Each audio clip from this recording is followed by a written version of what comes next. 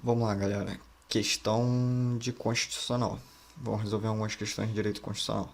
Membro do legislativo de determinado estado fez o uso da sua cota mensal de passagens aéreas em favor de quem?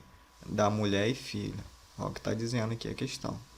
E babá, as quais se deslocaram para a mesma cidade, para a qual ia o parlamentar, a fim de participar de reunião do partido, do qual é membro. Questionado, ou seja, o membro do legislativo questionado referiu na legislação que inexiste proibição expressa vedando a cessão dos bilhetes de passagem, o que é fato. Sobre conduta do parlamentar, assinale a afirmativa correta. Galera, a questão de princípio está perguntando se essa conduta do parlamentar ela fere, no caso aqui, qual o princípio? No caso, está pedindo a afirmativa correta, né? Aí a gente vai analisar aqui, ó. Está de acordo com os princípios administrativos? Lembrando que os princípios administrativos são legalidade, pessoalidade, moralidade, publicidade e eficiência. Sendo a eficiência o último a ser inserido nesse rol de princípios que regem a administração. Os princípios explícitos, né, expressos lá, que estão no artigo 37 da Constituição. Aí vamos lá, está de acordo com os princípios administrativos? Não, ele não está de acordo com os princípios administrativos. Fere o princípio da moralidade? Fere o princípio da moralidade, eu vou explicar o porquê. É contrário ao princípio da impessoalidade? Não está ligado diretamente à impessoalidade. Você pode ver que não tem nada aqui falando assim que ele agiu de forma impessoal com uma outra pessoa. Não, não é isso. Representa um ato de nepotismo? Não, nepotismo também não é, beleza? Porque ele não está empregando ninguém lá dentro da regra, lá, definindo a regra de nepotismo, não é isso. Está de acordo com o princípio da boa-fé? Não. Seria o quê? Só por eliminação. Por isso que eu falo, cara, leia todas as opções da FGV. Gabarito é a letra B, fere o princípio da moralidade, e tá lá no artigo 37 que eu acabei de falar aqui, ó. Legalidade, princípios, impessoalidade, moralidade, publicidade e eficiência. É o LIMP, né? Que a galera já tá cansada de saber. Moralidade, atuação ética dos agentes públicos, probidade e boa-fé objetiva. Rodrigo, você deve estar se perguntando, pô, onde ele fere a moralidade aqui? O que acontece? O que da questão tá aqui, ó. Questionado referiu que na legislação inexiste proibição expressa, vedando a cessão dos bilhetes. Então, tipo assim, ele não tá sendo ilegal o ato que ele está fazendo, mas está sendo algo imoral, ou seja, ele está ferindo a moralidade administrativa, apesar de não estar tá escrito lá expresso que ele pode comprar passagem para mulher, para filha, com o uso da cota mensal de passagens aéreas, é imoral esse tipo de atitude, entendeu? Então não condiz com o cargo dele, sendo membro do legislativo, nem com, e fere os princípios da administração pública, especificamente qual? A impessoalidade, impessoalidade, a moralidade. Perdão, deixa eu apagar aqui. Eu pensei uma coisa e risquei outra. Fere diretamente o que? A moralidade administrativa. A legalidade, você pode perceber que o próprio texto. Eita, passei para outra questão aqui. Você pode perceber que o próprio texto já deixa claro que não é, porque está falando, ó, apesar, aqui, ó, inexiste proibição expressa vedando a cessão dos bilhetes. Então, ou seja, não está ferindo a legalidade, ele não está ferindo a publicidade, nem a eficiência em si, mas expressamente ele está ferindo a moralidade administrativa. Beleza? Espero que tenha ficado claro aí. Qualquer dúvida, deixa nos comentários e o gabarito é a letra B. Vamos para a próxima questão. O Tribunal de Contas de determinado estado, ao apreciar as contas do chefe do Poder Executivo, emitiu parecer pela sua rejeição. Apesar disso, as contas foram aprovadas pela Assembleia Legislativa. À luz da sistemática constitucional, esse proceder está... Então, seja, o Tribunal de Contas do Estado, o TCE de determinado estado. Qual? Não sei. A questão não especifica, também não importa. Ao apreciar as contas do chefe do Poder Executivo, ou seja, do governador, emitiu parecer pela sua rejeição. Ok. Apesar disso, as contas foram aprovadas pela Assembleia Legislativa. À luz da sistemática constitucional, esse proceder está aí errado, pois o Tribunal de Contas sempre exerce competência decisória. Tá errado isso aqui. Não consultivo, devendo aprovar ou rejeitar as contas do governador. Tá errado, tá? Ele tem que emitir um parecer prévio. Ele emite o parecer prévio dizendo se ele rejeita ou aceita, mas não é ele que vai julgar isso aí, né? Decidir sobre isso. Aí vamos lá, letra B. Errado, pois o Tribunal de Contas somente exerce competência consultiva em relação aos demais gestores públicos, não quanto ao governador. Está errado, porque ele tem a competência também de julgar as contas do chefe do Poder Executivo. E não é só competência consultiva, necessariamente. Aqui, ó, letra C agora. Certo, pois o Tribunal de Contas, em qualquer caso, deve emitir parecer prévio. Essa é a palavra-chave, a frase, né? Ele tem que emitir um parecer prévio. Quem? O Tribunal de Contas. Cabendo ao Poder Legislativo, no caso aqui a Assembleia Legislativa, que a gente está falando no caso estadual, né? Se fosse federal, seria o Congresso Nacional, o julgamento das contas do governador. O gabarito da nossa questão, a letra C. Pois o Tribunal de Contas, em qualquer caso, deve emitir parecer prévio, cabendo ao Poder Legislativo o julgamento das contas do governador. Aí, letra D, certo, pois apesar de o Tribunal de Contas ter o dever de julgar as contas do governador, a Assembleia Legislativa aceitou a delegação de competência. Não, está errada a letra D. Errado, pois o Tribunal de Contas deve julgar as contas do governador do estado, cabendo recurso para a Assembleia Legislativa. Não, não é o Tribunal de Contas que julga. Quem julga é a Assembleia Legislativa. Beleza? Então, gabarito é letra C. Aí eu botei aqui bem especificadinho para vocês. Ó. O TCE é responsável por apreciar as contas do governador através de um parecer prévio, que eu já falei. Já o julgamento das contas cabe à Assembleia Legislativa. Observação 1. Mesmo se o parecer prévio do TCE tenha sido pela rejeição das contas do governador, cabe à Assembleia Legislativa aprovar ou não as contas. Então ele poderia muito bem reprovar as contas e a Assembleia Legislativa aprovar. O que ia prevalecer seria a decisão da Assembleia Legislativa. Competência do TCU em âmbito federal, lembrando que a gente está falando aqui estadual. A competência do TCU, âmbito federal, que pelo princípio da simetria vai para o TCE estadual. Então, aqui vou colocar um embasamento aqui, vai ficar mais claro. A Constituição ela traz lá no artigo 71 a competência para apreciar contas apreciado do TCU. A competência para apreciar do TCU. Apreciar as contas prestadas anualmente pelo Presidente da República, mediante parecer prévio, que deverá ser elaborado em 60 dias a contar de seu recebimento. Aí aqui, competência para julgar do TCU, julgar as contas dos administradores e demais responsáveis por dinheiros.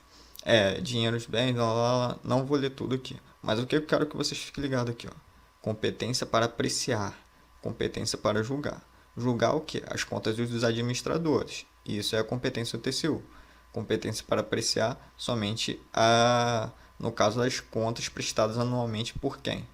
Pelo Presidente da República. Então, uma coisa é a competência para julgar as contas dos administradores e demais responsáveis por dinheiros públicos. Outra coisa é apreciar as contas prestadas anualmente pelo Presidente da República. Rodrigo, o que isso tem a ver com a questão? Tem tudo a ver. Daqui, através do princípio da simetria, é que o governador, no caso o TCE, vai apreciar as contas do governador e vai emitir o parecer prévio, como eu já disse aqui, para a Assembleia Legislativa, e a Assembleia Legislativa vai aprovar ou não, beleza? Então, eu sei que parece assim ficar um pouco subjetivo, mas por isso que vocês têm que olhar ponto a ponto, e é importantíssimo você ler a Constituição, né, cara? Tem que ler as competências lá, para você não ficar viajando. Mas assim, são detalhezinhos que fazem diferença. Então, gabarito é a letra C dessa questão. Agora vamos lá para outra questão. Antônio, juiz de direito, com o objetivo de colaborar para o crescimento do país, estava sobre a possibilidade de se filiar. Eu comi algumas palavrinhas aqui, tá, gente? Se filiar a um partido e se dedicar ao magistério superior, ministrando a disciplina de ciência política, considerando as vedações que recaem sobre os magistrados. Antônio, a gente vai julgar aqui as questões, se ele pode ou não pode. Se dedicar, sobre a possibilidade de se filiar a um partido político, ele não pode, tá? É vedado aos magistrados se filiar a partido político, que é a coisa do tipo. Aí, beleza. Vamos continuar. Letra A. Pode exercer o magistério autorizado pelo tribunal e filiar-se, aqui de novo, aqui eu comi a palavra, filiar-se a partido político. Galera, não pode se filiar a partido político. Ele pode exercer o magistério e não precisa de autorização do tribunal, tá? Letra B. Apenas não pode filiar-se ao partido político. Vamos deixar essa aqui em stand-by. Letra C. Não pode praticar nenhuma das condutas. Beleza. Tá errado. Apenas não pode exercer o magistério. Ele pode exercer o magistério. Tá errado também. Letra D. E pode praticar ambas as condutas. Não. Ele não pode se filiar ao partido, mas pode exercer o magistério. Gabarito é letra B, tá, pessoal? Apenas não pode filiar-se a partido político. Mas eu trouxe aqui para vocês estarem vendo aqui. Rodrigo, você trouxe texto de ler? Eu trouxe, porque a galera tem preguiça de ler e eu quero mostrar aqui, ó. Gabarito, letra B. Aqui eu vou falar rapidamente das garantias, tá? As garantias, garantias: vitalicidade, inamovibilidade, irredutibilidade de subsídio, beleza? Então, são essas 3 garantias dos magistrados. Agora vamos lá. Parágrafo único. Aos juízes é vedado, vamos direto para a resposta, né? Exercer ainda que em disponibilidade outro cargo ou função, salvo uma de magistério, beleza? Salvo uma de magistério. 2. Receber qualquer título ou pretexto, custas ou participação em processo. 3. Dedicar-se à atividade político-partidária. Então, perceba que a gente já achou aqui o gabarito da questão, né? 4. Receber qualquer título, pretexto, auxílios, contribuições de pessoas físicas, entidades públicas, privadas, ressalvadas, previstas em lei. 5. Exercer a advocacia no juízo ou tribunal do qual se afastou antes de decorridos 3 anos do afastamento do cargo, da aposentadoria, exoneração. Isso aqui é quarentena, né? E, voltando aqui, passei sem querer. Ups. Aí, beleza. Então, esse é o gabarito da questão. Ele não pode se filiar à atividade partidária, dedicar-se à atividade político-partidária, e ele pode, sim, exercer a atividade magistério. Gabarito, letra B. Espero ter ficado claro. Qualquer coisa, deixa os comentários aí a dúvida. Vamos para outra questão. O deputado estadual João apresentou projeto de lei disciplinando as competências do Tribunal de Justiça do Estado. Esse projeto seguiu trâmite regular e deu origem à Lei 123 de 2018. À luz da sistemática constitucional sob o prisma formal, a Lei 123 é inconstitucional. Aqui está dizendo que é inconstitucional, porque a matéria deveria ser disciplinada em lei complementar de iniciativa do Tribunal de Justiça, em lei ordinária de iniciativa do Tribunal de Justiça, no regimento interno do Tribunal de Justiça, na Constituição da República, se poderia ficar na dúvida aqui, e letra E, na Constituição Estadual. É o gabarito da nossa questão. E eu trouxe aqui bem especificado para vocês, ó. O artigo 125 é o que ele diz: os estados organizarão sua justiça observados os princípios estabelecidos nesta Constituição. A competência, já deixei em vermelho, a competência dos tribunais será definida na Constituição do Estado, sendo a Lei de Organização Judiciária e de Iniciativa do Tribunal de Justiça.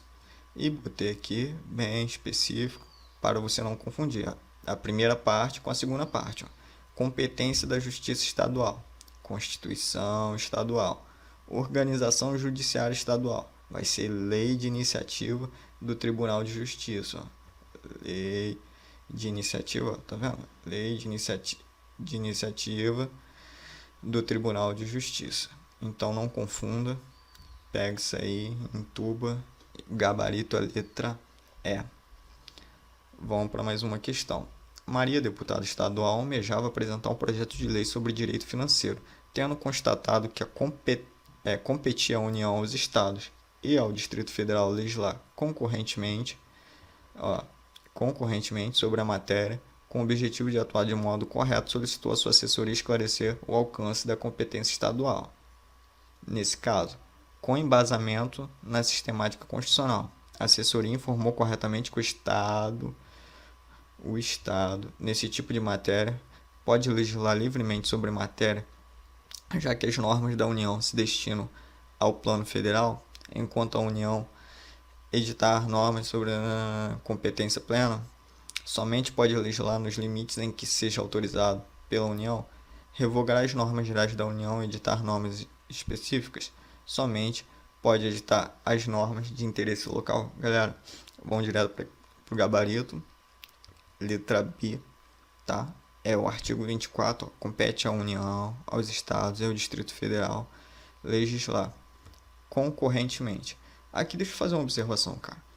Olha só, leia as competências. Se tem uma coisa que eu apostaria que vai cair é competências. Então, leia as competências. Vai lá no artigo 24, as competências concorrentes, competência comum, e vai dar uma lida lá, beleza? Aí o que diz, ó? Competência legislar concorrentemente sobre direito tributário, financeiro, penitenciário, econômico e urbanístico. Para isso a gente tem um mnemônico aqui que eu até trouxe para vocês. Ó. É o PUFETO, ó. Penitenciário, urbanístico, financeiro, econômico, tributário, orçamentário. Ok. 3. Sobre as juntas comerciais. 4. Custas dos serviços forenses. 5. Produção e consumo. Aí você vai falar sobre floresta, caça, fauna, conservação da natureza. Perceba que tudo isso aqui, ó, é concorrente. Ó. Proteção do patrimônio histórico, cultural. Se todas essas palavras assim, já pode ficar ligado que é paisagístico, que é concorrente. Ó. Responsabilidade por dano ao meio ambiente, ao consumidor, bens de direito de valor artístico, estético, histórico, turístico, paisagístico, educação, cultura, ensino, desporto. Tudo isso você até por um pouco de lógica você já pode perceber que é concorrente, beleza? Aí vamos lá, criação, funcionamento, processo do juizado, procedimento, previdência social, proteção e defesa de saúde, assistência jurídica, deixa eu até marcar de outra coisa aqui é top, ó. Assistência jurídica e defensoria pública. Beleza? Por que você está marcando de vermelho, Rodrigo? Por causa do nome, né? Já digo por quê. Proteção e integração das pessoas portadoras de deficiência, proteção à infância e juventude, organização das garantias e direitos e deveres das polícias civis. Aí, por fim, aqui, ó, no âmbito da legislação concorrente, compete à União limitar-se a estabelecer normas gerais. Parágrafo 2º. Competência da União para legislar sobre normas gerais não exclui a competência suplementar dos Estados. Beleza? Fica atento a esses parágrafos aqui. E o terceiro, que é o principal, né?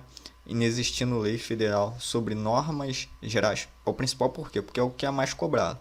Os Estados exercerão competência legislativa plena para atender às suas peculiaridades. Então, se não existe lei federal sobre as normas gerais, os estados têm competência plena para legislar sobre aquela determinada matéria.